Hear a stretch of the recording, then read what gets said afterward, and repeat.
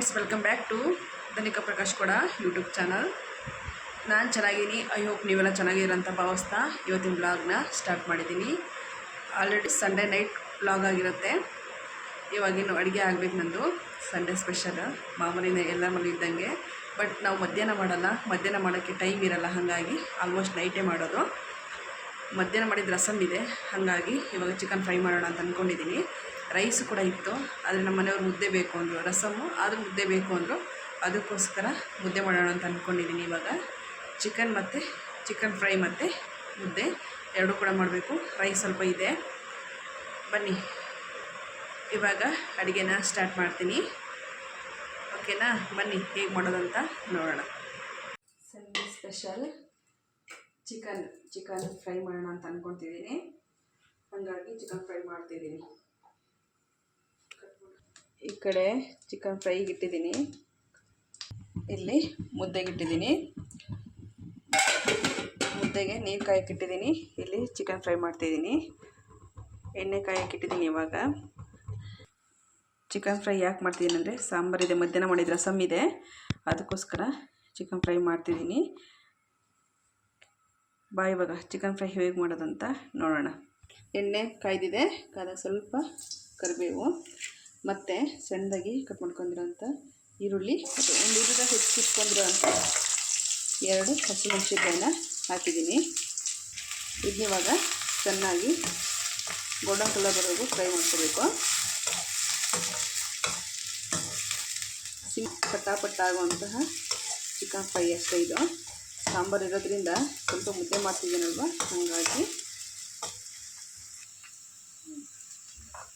ಮತ್ತು ಹಸಿಮೆಣ್ಸಿಕಾಯಿ ಬೆಂದಾದಮೇಲೆ ಇಲ್ಲಿ 1 kg ಚಿಕನ್ನ ಸೇರಿಸಿ ಚೆನ್ನಾಗಿ ತೊಳೆದಿರುವಂಥ ಚಿಕನ್ನು ಇದು ಸ್ವಲ್ಪ ಅರಿಶಿನ ಪುಡಿ, 1 ಚಮಚದಷ್ಟು ಉಪ್ಪನ್ನ. ಇವಾಗ ಇದನ್ನು ನೀಟಾಗಿ ಉಪ್ಪು ಮತ್ತು ಅರಿಶಿನ ಎಲ್ಲ ಹೊಂದ್ಕೊಳ್ಳೋ ಥರ ನೀಟಾಗಿ ಮಿಕ್ಸ್ ಮಾಡಬೇಕು. ಮತ್ತು 1 ಚಮಚದಷ್ಟು ಶುಂಠಿ ಬೆಳ್ಳುಳ್ಳಿ ಪೇಸ್ಟನ್ನ ಸೇರಿಸ್ತಿದ್ದೀನಿ. ಶುಂಠಿ ಬೆಳ್ಳುಳ್ಳಿ ಪೇಸ್ಟ್ ಸೇರಿಸಿದ ಮೇಲೆ ನೀಟಾಗಿ ಈ ಥರ ಮಿಕ್ಸ್ ಮಾಡಿ. ನಾನು ನೀರೇನು ಹಾಕ್ತಿಲ್ಲ ಫಸ್ಟು, ಇದೇನಾದರೂ ನೀರು ಬಿಟ್ಕೊಳ್ಳೋದ್ರಿಂದ. ಇವಾಗ ಶುಂಠಿ ಬೆಳ್ಳುಳ್ಳಿ ಪೇಸ್ಟ್ ಎಲ್ಲ ಹಾಕಿ ಮಿಕ್ಸ್ ಮಾಡಿದ ಮೇಲೆ 1-2 ಟೊಮೊಟೊನ ಕಟ್ ಮಾಡಿ ನಾನು ಹಾಕ್ತಿದ್ದೀನಿ. ಹಾಕಿ ಇದನ್ನ ಏನು ತಿರುಗಿಸಲ್ಲ, ಒಂದು 5 ನಿಮಿಷ ಈ ಥರ ಒಂದು ಮುಚ್ಚಳ ಮುಚ್ಚಿ ಬೇಯಕ್ಕೆ ಬಿಡ್ತೀನಿ. ಚಿಕನ್ ಅಷ್ಟು ಫ್ರೈ ಆಗೋಷ್ಟೊತ್ತಿಗೆ ಇಲ್ಲಿ ಮುದ್ದೆಗೆ ಹಿಟ್ಟು ಹಾಕೋದು. ನಾನು ಇವಾಗ ಏನು ತಿರುಗಿಸಲ್ಲ, ಜಸ್ಟ್ ಹೀಗೆ ಬಿಟ್ಟಿರ್ತೀನಿ. ಒಂದು 5 ನಿಮಿಷ ಹಿಂಗೆ ಬಿಟ್ಟರೆ ಸ್ವಲ್ಪ ಹಿಟ್ಟದೆ ಕುತ್ಕೊಳ್ಳುತ್ತೆ. ಅಲ್ಲಿವರೆಗೂ ಹಿಂಗೆ ಬಿಟ್ಟಿರ್ತೀನಿ, ಆಮೇಲೆ ತಿರುಗಿಸಿರ್ತೀನಿ. ಮತ್ತು ಒಂದು 5 ನಿಮಿಷ ಆದಮೇಲೆ ತೆಗೆದು ಇವಾಗ ಏನು ಟೊಮೊಟೊ ಎಲ್ಲ ಹಾಕಿರ್ತೀವಲ್ಲ ಅದನ್ನ ನೀಟಾಗಿ ಮಿಕ್ಸ್ ಮಾಡಿ.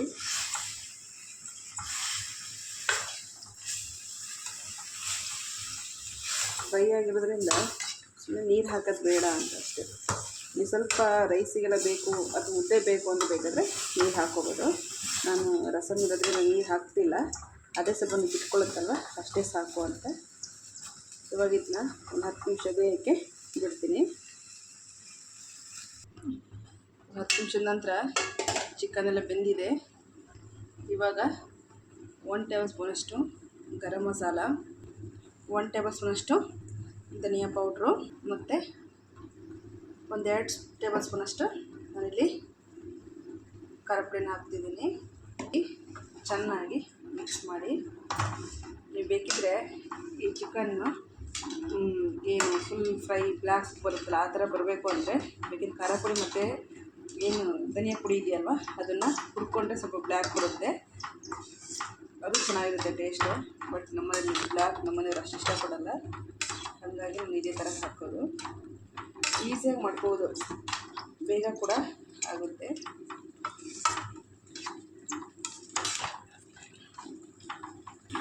ಖಾರ ಪುಡಿ ಎಲ್ಲ ಹಾಕಾದ್ಮೇಲೆ ಲಾಸ್ಟ್ ಅದೊಂದು 5 ನಿಮಿಷ ಬೇಯಿಸಿದ ಮೇಲೆ ಲಾಸ್ಟ್ಲಿ ಕೊತ್ತಂಬರಿ ಸೊಪ್ಪು ಮತ್ತು ಸ್ವಲ್ಪ ಇಲ್ಲಿ ನಾನು ನಿಂಬೆಹಣ್ಣು ಹಾಕ್ತಿದ್ದೀನಿ. ಚೆನ್ನಾಗಿ ಒಂದೆರಡು ನಿಮಿಷ ಮಿಕ್ಸ್ ಮಾಡಿದ್ರೆ ಆಯಿತು, ಚಿಕನ್ ಫ್ರೈ ರೆಡಿ ಆಗುತ್ತೆ. ಇದು ಚಪಾತಿ ರೋಟಿ ಅದಕ್ಕೂ ಸೂಪರ್ ಇರುತ್ತೆ ಒಳ್ಳೆ. ಈ ಥರ ಮುದ್ದೆಗೂ ಅಷ್ಟೇ, ರೈಸ್ ಮುದ್ದೆ ಅದಕ್ಕೂ ಕೂಡ ಚೆನ್ನಾಗಿರುತ್ತೆ. ನೀವು ಇದಕ್ಕೆ ಸ್ವಲ್ಪ ಬೇಕು ಅಂದರೆ ನೀರು ಬೇಕಾದರೂ ಸೇರಿಸ್ಕೋಬೋದು. ಚಿಕನ್ ಫ್ರೈ ಆಲ್ಮೋಸ್ಟ್ ರೆಡಿ ಆಯಿತು. ಮುದ್ದೆ ಕಟ್ಟಿದ್ರೆ ಊಟಕ್ಕೆ ರೆಡಿ. ಆಯ್ತಮ್ಮ, ಊಟ ಹೊಟ್ಟೆ ಸಿಗ್ತಾ ಇದೆ. ಆಯ್ತಾಯ್ತು, ಬಾ ಮುದ್ದೆ ಕಟ್ತಿದ್ದೀನಿ ಬಾ ನಿಮಗೆ ಮುದ್ದೆ ಕಟ್ಕೊಟ್ಟು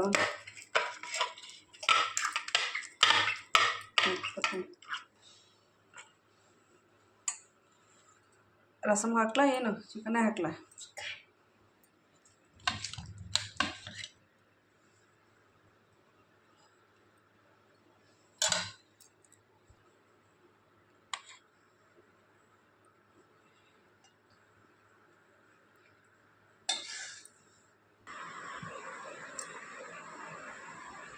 ಊಟ ಮಾಡು. ಹೆಂಗಿದೆ ಮುದ್ದೆ, bus sambar, chicken fry? Chicken taste ಮಾಡು. ಬಿಸಿ ಐತೆ, ನಿಧಾನ.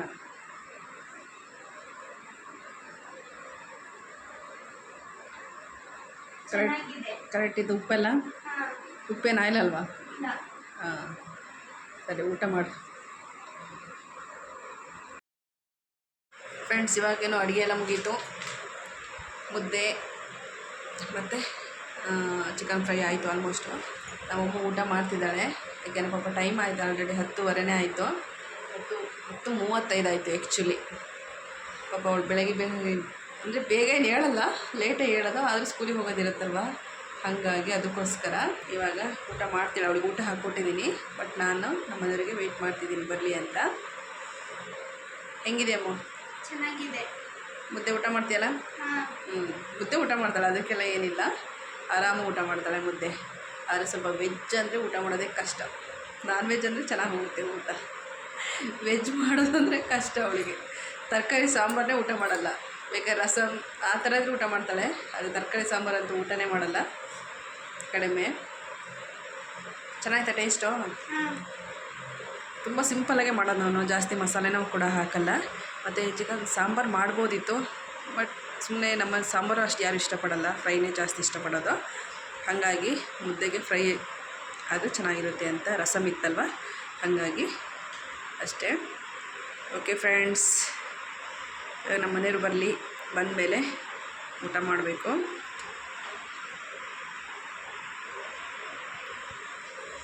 ಮಾಡಮ್ಮ ಊಟ. ಅಲ್ಲೇ ನೋಡ್ತಿದ್ಯಾ? ಓಕೆ, ಊಟ ಮಾಡಾಯ್ತಾ? ಓಕೆ. ಹಾಯ್ ಫ್ರೆಂಡ್ಸ್, ಇದು ಸೋಮವಾರದ ಮಾರ್ನಿಂಗ್ ವ್ಲಾಗು. ನೆನ್ನೆ ವ್ಲಾಗ್ನಲ್ಲಿ ಕಂಟಿನ್ಯೂ ಮಾಡ್ತಿದ್ದೀನಿ. ಇವಾಗ ಆಲ್ರೆಡಿ ಟೈಮ್ ಬಂದು 8 ಕಾಲ ಆಯಿತು. ಟಿಫನ್ನು ಮಾಡಬೇಕಿವಾಗ, ದೋಸೆ ಮತ್ತು ಪಲ್ಯ. ಕೆಲಸ ಎಲ್ಲ ಮುಗೀತು ಇವಾಗಿನೂ, ಜಸ್ಟ್ ಈಗ ಅದಕ್ಕೆ ಸ್ನಾನ ಮಾಡಿಬಿಟ್ಟೆ ಟಿಫನ್ ಮಾಡೋಣ ಅಂತ ಅಂದ್ಕೊಂಡಿದ್ದೀನಿ. ಎಲ್ಲ ರೆಡಿ ಮಾಡಿ ಇಟ್ಕೊಂಡಿದ್ದೀನಿ. ದೋಸೆ ಮತ್ತು ಆಲೂಗಡ್ಡೆ ಪಲ್ಯ ಮಾಡೋಣ ಅಂತ. ಆಲೂಗಡ್ಡೆ ಪಲ್ಯ ಮಾಡಿ ತುಂಬ ದಿನ ಆಗಿತ್ತು, ಹಾಗಾಗಿ ಆಲೂಗಡ್ಡೆ ಪಲ್ಯ ಮಾಡೋಣ ಅಂತ ಅಂದ್ಕೊಂಡಿದ್ದೀನಿ. ಎಲ್ಲ ರೆಡಿ ಮಾಡಿ ಇಟ್ಕೊಂಡಿದ್ದೀನಿ. ಆಲೂಗಡ್ಡೆ ಎಲ್ಲ ಬೇಯಿಸಿ ಅದು ಆರೋಷ್ಟೊತ್ತಿಗೆ ಸ್ನಾನ ಮಾಡ್ಕೊಬೇಡ ಅಂತ.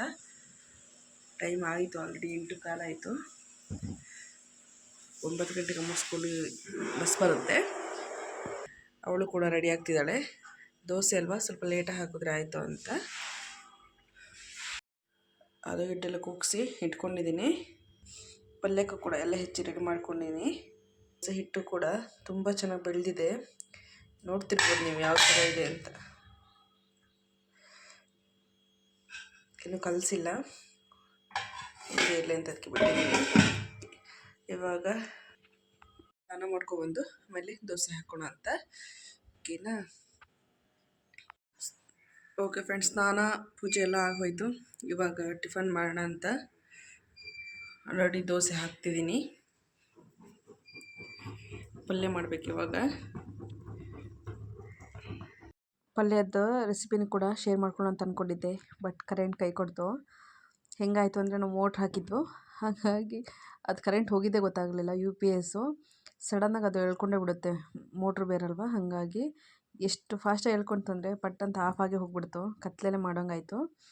ಅದಕ್ಕೆ ನಾವಿರೋ ಮನೆಯಲ್ಲಿ, ಅದು ಅಡುಗೆ ಮನೆಯಲ್ಲಿ ಸ್ವಲ್ಪ ಲೈಟ್ ಕಡಿಮೆ ಬೆಳಕು, ಕರೆಂಟ್ ಇರಲೇಬೇಕು ಯಾವಾಗಲೂ. ಹಾಗಾಗಿ ಏನು ಇದು ಮಾಡ್ಕೊಳಕ್ಕಾಗಲಿಲ್ಲ. ಲಾಸ್ಟಿಗೆ ಈ ಥರ ಲೈಟ್ ಹಾಕ್ಕೊಂಡು ಜಸ್ಟ್ ಸ್ವಲ್ಪ ವೀಡಿಯೋ ಮಾಡಿಕೊಂಡೆ ಅಷ್ಟೇ.